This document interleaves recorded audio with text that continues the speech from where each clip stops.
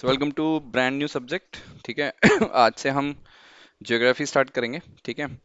Last lecture और last subject हमारा ancient and medieval history था।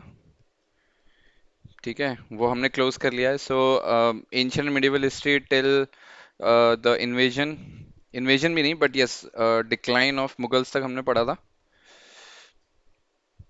ठीक है, हमने सारे जो उनके लीनियज थे, जो जो आए, बाबर, हुमायूं, अकबर, जहांगीर, शहनशाह, सबके बारे में हमने पढ़ा था। And after that we are moving to a brand new subject which is geography. ठीक है, तो आज के लेक्चर में हम इसका basic understanding, how to approach the, आपका अप्रोच समझेंगे। ठीक है। Then will understand the references. ठीक है। And break down. Break down मतलब सब्जेक्ट को कितने ब्रेक डाउन में करके आप कितने कितने टॉपिक वाइज हम इस चीज़ को कवर करेंगे। So geography is a, as compare to many subject, geography is a lengthy subject. ठीक है, इसमें लेक्चर्स भी अच्छे खासे होंगे। आई थिंक 50 प्लस लेक्चर्स होंगे इसमें, right? Because we'll be covering everything from prelims as well as mains perspective. ठीक है, तो बेसिक अंडरस्टैंडिंग ज्योग्राफी की समझते हैं। तो this is the lecture one. So basic, this is an basic introduction and outline कि सब्जेक्ट कैसा होगा and how will have to approach it, right? So basic understanding geography को अगर आप ब्रेक डाउन करो एज अ वर्ड, तो geo and graphy. So what does geo means? Geo means the earth, right? And graphy is the description. तो geography stands as a meaning stands कि it describes the earth. अब earth में आपके पास multiple चीजें हैं। You have land, you have ocean, and then you have atmosphere, right? तो उन सब चीजों का फर्दर ब्रेकडाउन हम आगे पढ़ेंगे। सो basic understanding geography is your description of earth, right? Now a similar terminology is geology. Now what is geology? जिसके अंदर हम अर्थ की स्टडी करते हैं। ठीक है, geology is your studying of earth, studying of earth. ठीक है, स्टडी ऑफ अर्थ। अब स्टडी ऑफ अर्थ, अब जैसे हमने बात करी इधर डिस्क्रिप्शन में, अर्थ के एलिमेंट्स अलग अलग हैं, right? You have water, land, right? तो अगर आप वाटर की स्टडी कर रहे हो then you are doing hydrology, है ना? समझ रहे हो? तो this is how geology and geography is related. Geography describe the descriptions, it gives us the description, and geology stands as the study. Similarly earth के जितने एलिमेंट्स हैं उन सब की स्टडी के लिए हमने अलग अलग टर्मिनोलॉजी रख रखी है। जैसे क्लाइमेटोलॉजी होती है, वेदर के लिए पढ़ते हैं। ठीक है, हाइड्रोलॉजी पानी के लिए होता है, राइट? तो ये सारे कुछ एग्जांपल्स हैं जो हम आगे भी पढ़ेंगे, but this is how you differentiate between geography and geology. ठीक है, नाउ अंडरस्टैंड दिस थिंग कि जो अर्थ एज अ प्लैनेट है, ठीक है, जो प्लैनेट अब बना है उससे पहले इसने पूरी एक जर्नी करी है। And the journey begin when we had big bang. ठीक है, अब बिग बैंग क्या होता है आप जाके एक बार सर्च कर सकते हो। ठीक है, तो बिग बैंग के टाइम पे जब पार्टिकल एक्सप्लोड हुए थे स्पेस के अंदर, and then the particles came together, फिर आपके जो अलग अलग डेंसिटी के मेटल्स से अलग अलग डेंसिटीज के जो मटेरियल्स थे दे कंबाइन टुगेदर, तब आपके अलग अलग प्लैनेट्स बने। जैसे अर्थ आपका एक है, then you have Mars, Jupiter, है ना, सैटर्न, राइट? तो इस हिसाब से आपके अलग अलग जो प्लैनेट्स बने, वो उन सब की शुरुआत कहाँ से हुई? बिग बैंग से, राइट? सो बिग बैंग में आपका पार्टिकल जनरेट हुआ, पार्टिकल्स के संग आपके एटम्स, एटम्स के साथ आपके जो मॉलिक्यूल्स, मॉलिक्यूल्स के कॉम्बिनेशन से आपका गैसेस, गैशियस क्लाउड। ठीक है, ये हम पढ़ेंगे ढंग से, बट अभी के लिए जो ओरिजिन है, जो अर्थ बना आपका, वो कहाँ, उसकी बिगनिंग कहाँ से है? तो वो बिगनिंग आपकी बिग बैंग से, राइट? बिग बैंग हुआ, बिग बैंग से पार्टिकल, पार्टिकल से एटम, एटम से मॉलिक्यूल्स, मॉलिक्यूल्स के से कॉम्बिनेशन ऑफ मॉलिक्यूल से आपका गैसेस क्लाउड, गैसेस क्लाउड से आपके स्टार्स, फार फार फार अवे जो आपके जो टाइनी टाइनी पार्टिकल्स हमें आसमान में दिखते हैं, दैट रिप्रेजेंट द स्टार्स। ठीक है, बट वो होते किसी न किसी सोलर सिस्टम, किसी न किसी गैलेक्सी के सन या प्लैनेट भी हो सकते हैं, but for us there are stars. अब combination of stars describes galaxy. Galaxy के अंदर आपका होता है सोलर सिस्टम, सोलर सिस्टम के अंदर हमारा एक प्लैनेट है अर्थ। ठीक है, there are many planets we all know. ठीक है, जब मार्स हो गया, जुपिटर, सैटर्न, राइट, यूरेनस, ठीक है, मर्क्यूरी, वीनस। ठीक है, उसी में से आएगा आपका हो गया अर्थ मेन। ठीक है, सो अर्थ तो ये आपका पूरा ब्रेकडाउन है, जस्ट लाइक जर्नी जिसमें हमारा गैलेक्सी, स्टार, सोलर सिस्टम, अन्य सोलर सिस्टम के अंदर कौन सा अर्थ है, मतलब कौन सा प्लेनेट है, that is your earth. And earth के भी बाइफिकेशंस है, राइट? तो earth is bifurcated into lithosphere, hydrosphere, atmosphere and biosphere, right? तो लिथो आपका पूरा जो लैंड है, जमीन के बारे में आपका जो भी एरिया है, उसके बारे में अगर आपका जो भी कवरेज है वो हम लिथोस्फीयर में पढ़ेंगे। हाइड्रोस्फीयर आपका पूरा वाटर, ठीक है, we know that earth is covered into 70% water. Atmosphere आपका जिस सराउंडिंग्स में हम बैठे हैं, जहाँ सांस ले रहे हैं, ठीक है। एंड बायोस्फीयर आपका कॉम्बिनेशन ऑफ ऑल दिस, ठीक है। सो बायोस्फीयर बेसिकली आपका इन तीनों का कॉम्बिनेशन है। ओके, सो अर्थ का भी फर्दर बाइफिकेशन इन चार पार्ट्स में होता है, ठीक है। अब देखो, अर्थ पे हम रहते हैं तो we have multiple continents, we have multiple countries, right? तो अर्थ का बाइफिकेशन हुआ आपका कॉन्टिनेंट्स पे, ठीक है। Then you have countries, but कुछ एक्टिविटीज हैं जो कि कॉमन है across the countries, right? Activities की अगर मैं बात करूं, जैसे अब कंट्री जैसे चाइना ले लो एक, ठीक है, और एक ले लो इंडिया। अब भाई चाइना के अंदर भी इकोनॉमिकल एक्टिविटी होती है। इकोनॉमिकल एक्टिविटी कैसे? शूज बनते हैं, सर्विसेज होती हैं, ठीक है, मैन्युफैक्चरिंग होती है, गाड़ियां बनती है। सेम थिंग्स हैपन्स इन अर्थ, मतलब इन इंडिया ऑल्सो, राइट? आपकी गाड़ियां बनती है, टाटा की कार बन रही है, राइट? आपके कपड़े बन रहे हैं, लेट्स से लेवाइस के कपड़े बन रहे हैं, राइट? आपके सोप बन रहा है। सर्विसेज सेक्टर जो है, जैसे आपका इन्फोसिस एंड टीसीएस वगैरह है, right? You have construction work चल रहा है। तो ये सारी economical activities across the countries, across the international borders common है। तो वो बेसिकली आपका इकोनॉमिकल एस्पेक्ट्स ऑफ वर्थ को शो करता है, जिसमें हम एग्रीकल्चर करते हैं, माइनिंग करते हैं, इंडस्ट्रीज है हमारी। इसमें आप मैन्युफैक्चरिंग इंडस्ट्री ले लो, ठीक है, या आप जैसे एंटरटेनमेंट इंडस्ट्री ले लो, जैसे बॉलीवुड वगैरह हो गया, राइट? तो ये सारी इंडस्ट्री है। एंड तो इकोनॉमिकल एस्पेक्ट्स के अंदर आपका agriculture, mining, industry, services. Services मैंने अभी बताया ना, एक्सपोर्ट सर्विसेज, जो हमारे जीडीपी का बहुत इंपॉर्टेंट एक पार्ट कैरी करता है। जैसे एक्सपोर्ट सर्विसेज में हम, जैसे इन्फोसिस हो गया, टीसीएस, विप्रो, ठीक है, and we have some freelancers also. तो ये सारे लोग अपनी सर्विसेज बाहर के देशों को देते हैं, और in return they get money in like Indian rupees या डॉलर्स, या जिस भी कंट्री के लिए वो काम कर रहे हैं उसकी नेटिव करेंसी में उनको पैसे मिलते हैं। तो इकोनॉमिकल एस्पेक्ट समझ में आया, अर्थ पे हम क्या क्या चीजें करते हैं जिसकी वजह से हम अपनी लाइवलीहुड अर्न कर पाते हैं। नाउ अर्थ पे द सेकंड पॉइंट इज, अर्थ पे ह्यूमन एस्पेक्ट क्या है? तो भाई जब इवेंचुअली हम स्टोन एज से लेकर आज के मॉडर्न एज तक आए, डिजिटल एज तक आए, तो we have our own evolution पूरा। तो उसके बीच में हमारा human aspect with respect to earth आपका पॉपुलेशन हो गया, ठीक है। भाई अच्छे खासे लोग, अच्छी खासी जनता है पूरे अर्थ पे, ठीक है। लाइक द लीडिंग कंट्री जो है वो यही है आपका, China and India, with highest number of population, right? तो ह्यूमन एस्पेक्ट की बात करूं मैं अगर विथ रिस्पेक्ट टू अर्थ, तो आपका पॉपुलेशन है, लैंग्वेजेस हैं, हर किसी का डायलेक्ट अलग है, राइट? इंडिया के अंदर ही आप किसी भी डायरेक्शन में 100 किलोमीटर चले जाओ, पीपल का जो डायलेक्ट है या जो लैंग्वेज है जो वो यूज करते हैं वो अलग हो जाएगी। जैसे इंडिया के अंदर आपका बंगाली हो गया, बंगाली लैंग्वेज हो गया, मैथिली लैंग्वेज, ठीक है, पंजाबी, ठीक है, ब्रिज। तो ये तो इंडिया इंडिया की बात है। अब आप इंटरनेशनल लेवल पे देखोगे तो यू हैव स्पेनिश, है ना, you have French, you have Hindi, ठीक है, तमिल। इंडिया की बात करूँ तो तमिल लैंग्वेज कह लो। तो लैंग्वेजेस के बेसिस पे भी ह्यूमन एस्पेक्ट डिफर हो गया। कल्चर तो हमें पता ही है, ठीक है, हम होली मनाते हैं, ठीक है, हम बैसाखी मनाते हैं, राइट? हम आपका ये क्रिसमस मनाते हैं, राइट?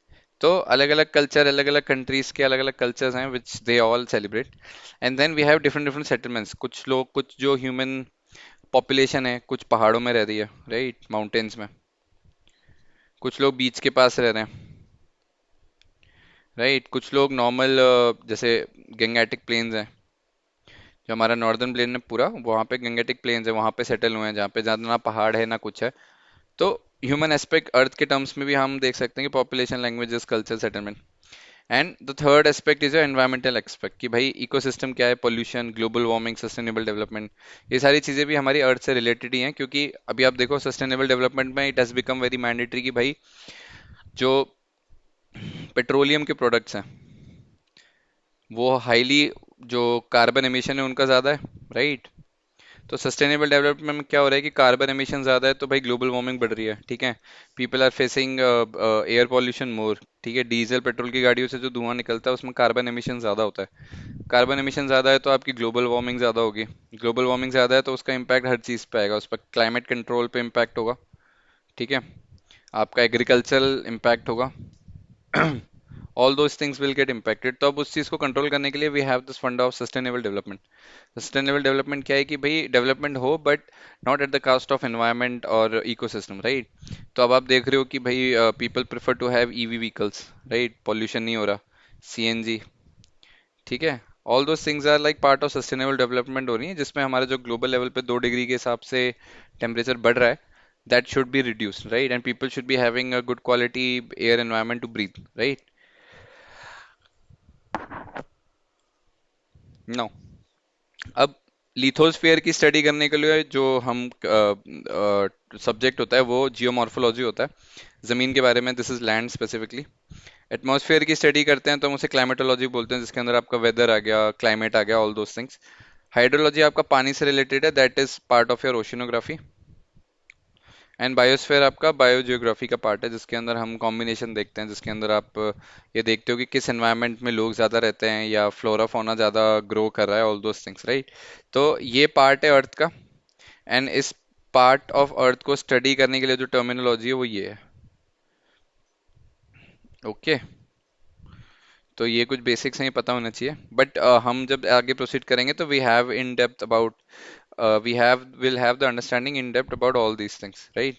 नाउ, अब जो ब्रेकडाउन है, जो हम सब्जेक्ट ज्योग्राफी की बात करें प्रीलिम्स और मेंस के हिसाब से, ये आपका ब्रेकडाउन है। फिजिकल ज्योग्राफी वर्ल्ड की हम पहले पढ़ेंगे, जिसमें earth, solar system, universe, geomorphology, climatology, biogeography and oceanology, ये सब हम पढ़ेंगे, ठीक है। देन वर्ल्ड के बाद हम specific will come down to physical geography Indian specific, right. तो इंडिया की फिजियो जियोग्राफी हम पढ़ेंगे, ड्रेनेज पैटर्न, क्लाइमेट, सॉइल, इसके अंदर एग्रीकल्चर भी ऐड कर लो। All those things will discuss with respect to India. तो वर्ल्ड एंड इंडिया दोनों में बाइफिकेटेड है पूरा सब्जेक्ट, राइट। अब इकोनॉमिक एंड ह्यूमन जियोग्राफी के अंदर हम जो चीज़ें पढ़ेंगे वो ocean and water resources, natural vegetation, agriculture, mineral and energy resources, population, settlements, industry, transport and infrastructure, all these things will cover, right.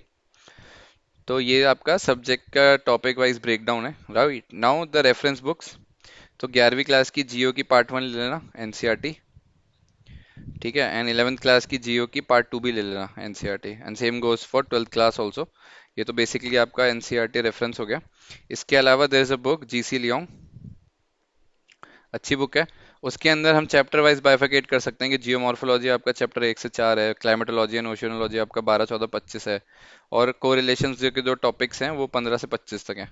तो ये एक स्टैंडर्ड बुक है, this is N standard book, ठीक है। नाउ, ये आपका reference हो गया, इसी को आप रेफर कर सकते हो, जो भी आगे वाले लेक्चर्स में आएंगे आप स्टैंडर्ड बुक से और एनसीईआरटी से रेफर करोगे, आपको सारी चीज़ें क्लियर हो जाएंगी, ठीक है। Now, what is the approach strategy to gain the maximum out of this subject, ठीक है। पहले हम बेसिक्स की अंडरस्टैंडिंग करेंगे, विल गो थ्रू एवरीथिंग, ठीक है। उसके बाद विल मेक श्योर दैट जो कंसेप्चुअल क्लैरिटी है वो ज़रूरी है, वो क्लियर होनी चाहिए। ज्योग्राफी की बेस्ट पार्ट ये है कि कंसेप्चुअल क्लैरिटी के बाद आप उसका प्रैक्टिकल एप्लीकेशन अपनी आंखों के सामने देख सकते हो। फॉर एग्जांपल, आप जब क्लाइमेटोलॉजी पढ़ोगे तो आप ये देख सकते हो कि भाई आप जिस लॉन्गिट्यूड एंड लैटिट्यूड में हो, उधर जो वेदर है उस वो किस हिसाब से चल रहा है, कि क्या कोलियोसिस फोर्सेस होती है, कहाँ की नॉर्थ वेस्टर्न स्ट्रीम आ रही है, जेट स्ट्रीम्स आ रही हैं, या कैसे आपका हवा किस डायरेक्शन में चल रही है, क्या कॉज है कि ह्यूमिडिटी ज़्यादा है। तो प्रैक्टिकल एप्लीकेशन से हम रिलेट करेंगे तो then it will be an easy for us कि टॉपिक्स हमें ज़्यादा लंबे टाइम के लिए रिटेन हो जाए, ठीक है।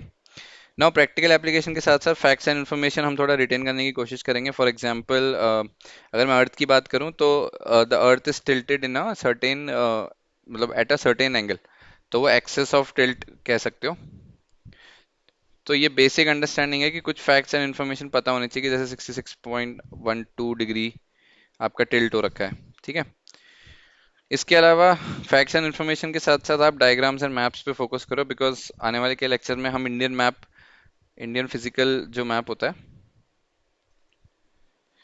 वो देख के उसको रेफर करेंगे and will try to mark important places. वैसे मैपिंग मैप्स का अलग से एक सब्जेक्ट भी होगा जिसके अंदर हम स्पेसिफिक चीज़ें के बारे में बात करेंगे। नाउ यहाँ से लेकर यहाँ तक तो ये बेसिक चीज़ें हैं, ठीक है।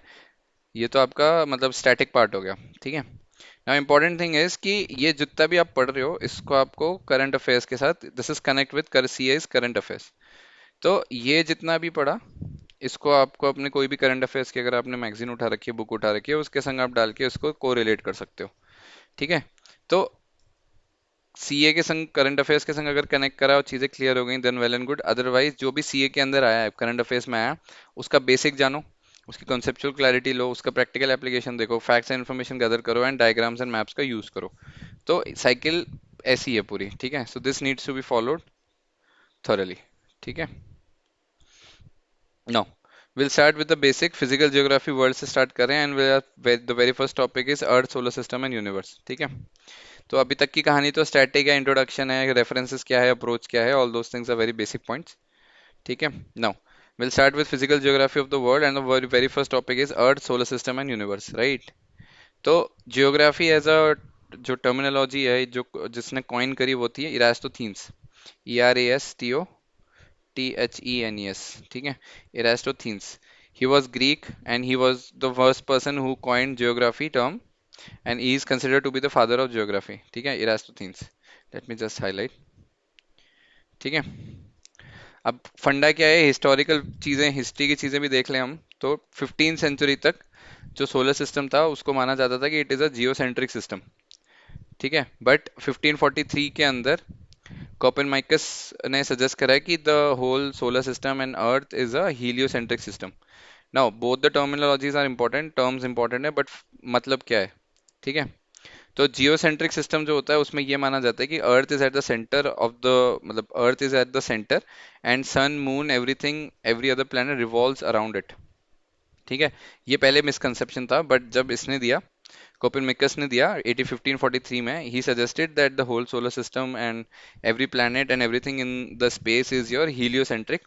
That means the sun is at the centre, ठीक है, the sun is at the centre and all other planets revolve around it, ठीक है। So this is an important point, ठीक है, हीलियोसेंट्रिक एंड जियोसेंट्रिक, ठीक है। तो ये लिखा है इधर भी, geocentric and heliocentrics are two different models of solar system, जिसमें हम जिस माइंडसेट और अप्रोच के संग हम स्टडी करते हैं उसके बारे में डिफाइन करा गया। तो geocentric is when you believe that earth is at the centre of the solar system and geo heliocentric is when you believe that sun is at the centre of solar system, ठीक है।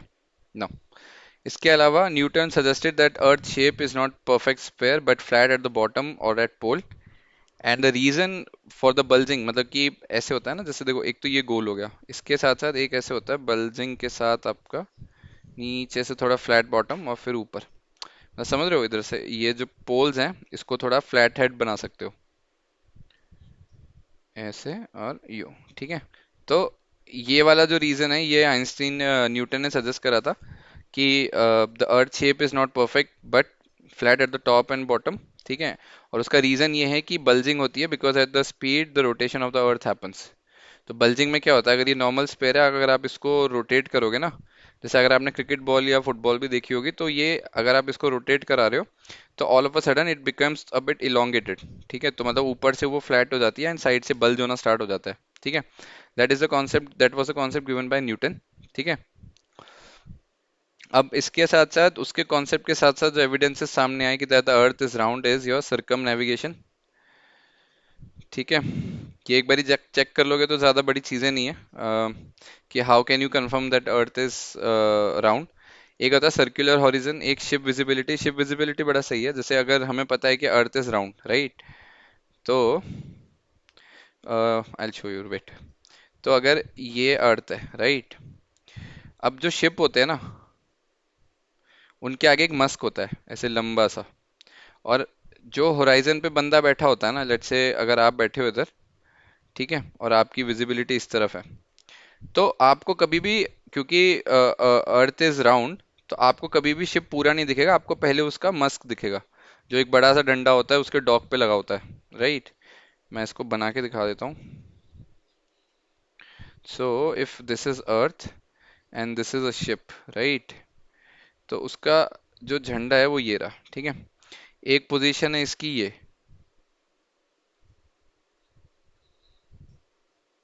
ठीक है, और एक position है ये। तो अगर यहाँ पे अगर आप होराइजन देखोगे, यहाँ पे अगर आप बंदा बैठा है, ठीक है, तो वो सबसे पहले इसको तो देख नहीं पाएगा, ठीक है, इसको तो वो देख नहीं पाएगा। जब तक वो इस पे नजर डालेगा तो इसको पहले इसका झंडा दिखेगा, राधे, मतलब देख रहे हो, अगर इसकी विजिबिलिटी इधर है तो पहले इसको झंडा दिखेगा। और जैसे जैसे वो शिप होराइजन को, मतलब अर्थ को क्रॉस करता है, तो धीरे धीरे उसकी विजिबिलिटी पूरा शिप पे आएगी, तो उसको मस्क भी दिखेगा, उसको डॉक भी दिखेगा, उसको फ्रंट भी दिखेगा, उसको पूरा शिप भी दिखेगा, राइट। तो this concept is known as your ship visibility, ठीक है। और इसके साथ साथ लूनर एक्लिप्स तो सबसे बड़ा कॉन्सेप्ट है ही, जब आपका मून अर्थ और इस पे आता है, this is earth, this is moon and this is sun, तो उसकी जो शेडो पड़ती है वो भी आपकी इस पे गोल पड़ती है। इसके साथ साथ अगर जब अर्थ बीच में आ रहा है, यहाँ आपका सन है, यहाँ आपका मून है, तो भी जो इसकी परछाई है वो मून पे गोल ही पड़ती है। तो it can be surely confirm that yes the shape of the earth is sphere, ठीक है। Now, coming to the second concept of this Earth, solar system, and universe, we have to understand two basic and important terminologies, which is latitude and longitude. Latitude and longitude, ठीक है। So latitude and longitude, latitude आपका basically 90 degree north से लेकर 90 degree south तक रहता है। What is the basic concept? Angle made by any plane with respect to equator and centre of earth is defined as latitude. तो ये 0 degree भी होता है, और ये जीरो से बढ़ता बढ़ता 90 डिग्री नॉर्थ भी जाता है, और नीचे 90 डिग्री साउथ भी। क्या है ये देख लो, ठीक है। So this is latitude, north south. तुम्हारा पोल पे 90 डिग्री नॉर्थ है, साउथ पे तुम्हारा 90 डिग्री, मतलब साउथ पोल पे तुम्हारा 90 डिग्री साउथ है, ठीक है। So latitude varies from 0 degree at the equator to 90 degree north and south at the poles, right. ये तुम्हारी इक्वेटर है।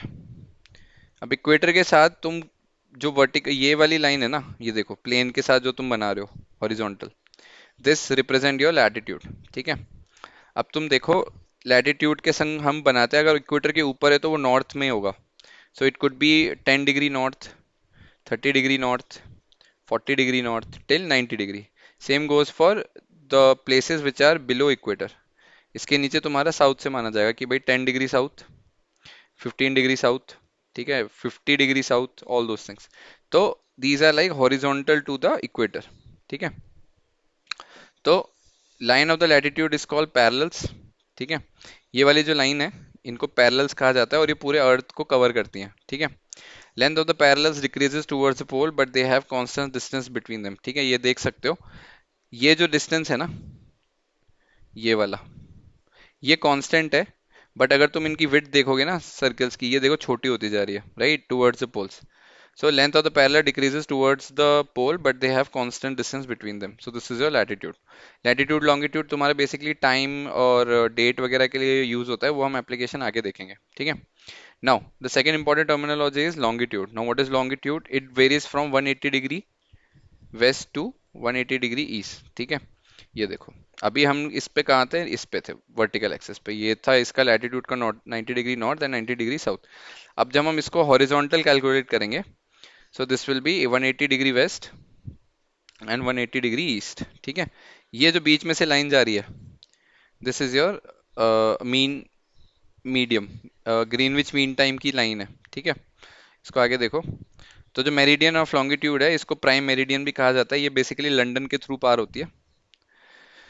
और जो ग्रीनविच मीन टाइम कह लो, जीएमटी जो कैलकुलेट होता है, ठीक है, या फिर जो आपका ग्रीनविच मेरिडियन टाइम कह लो, वो बेसिकली आपका यूके लंदन की जो ये है रॉयल एस्ट्रोनॉमी, उसके थ्रू जो जाते हैं उसको 0 डिग्री मानते हैं, और उसके राइट हैंड साइड मतलब ईस्ट पे जितना भी होगा तो उनका जो टाइम होगा वो प्लस में होगा। फॉर एग्जाम्पल, ये अर्थ, मतलब इसमें दिखाता हूँ, ये अर्थ है, ठीक है। तो ये बीच में से जा रही है, ये आपका लंदन वाली लाइन है, राइट। अब और इंडिया इस तरफ है, ठीक है, let's say this is India. तो इंडिया इज एट, मतलब कितने भी डिग्री ईस्ट में हो सकता है, it could B 90 degree east और 180 डिग्री ईस्ट, लेट्स से।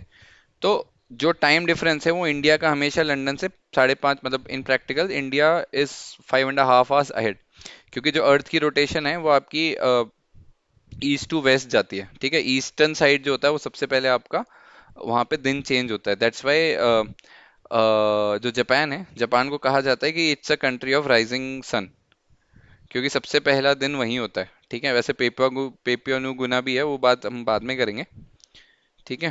सो ठीक है, तो इसीलिए जो ग्रीनविच मीडियम टाइम है, बेसिकली रॉयल एस्ट्रोनॉमी है, उसने ये चीजें कंफर्म करी थी, इसलिए एज अ ट्रिब्यूट जो जीएमटी लाइन है वो वहां से जाती है, विच इज थ्रू लंदन, ठीक है।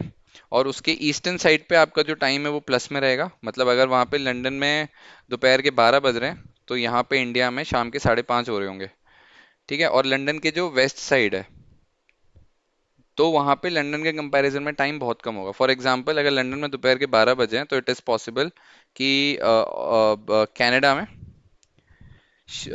सुबह के 7 बज रहे हो, 7 AM, ठीक है। ये डिफरेंस है। तो जो ईस्टर्न साइड होता है जीएमटी के, वहाँ पे टाइम ज़्यादा होता है बिकॉज ऑफ द लॉन्गिट्यूड, और जो ईस्टर्न साइड है, सॉरी, जो वेस्टर्न साइड है आपका जीएमटी के, वहाँ पे टाइम पीछे रहता है, ठीक है।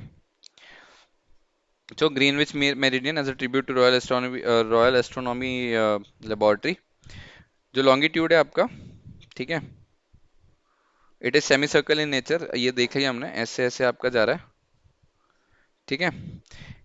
So what is longitude angle made with the prime meridian, ठीक है, is known is calculated through this, मतलब अगर प्राइम मेरिडियन बीच में से जा रही है, तो कितने एंगल पे आपका वर्टिकल लाइंस खेल रहे हैं। सो it could B 30 degree east, sorry 30 degree west, और 90 degree east, all those things, right. So angle made with the prime meridian as compared to latitude, distance between longitude is maximum at equator and minimum at the pole, ठीक है। तो हमने ये देखा, ये अगर मैं दोबारा अर्थ बनाऊं, तो ये बीच में से लाइन जा रही है, तो ऐसे स्प्रेड होके अंदर आता है, राइट। और ये स्प्रेड ना धीरे धीरे कम होता जाता है as soon as you reach the poles.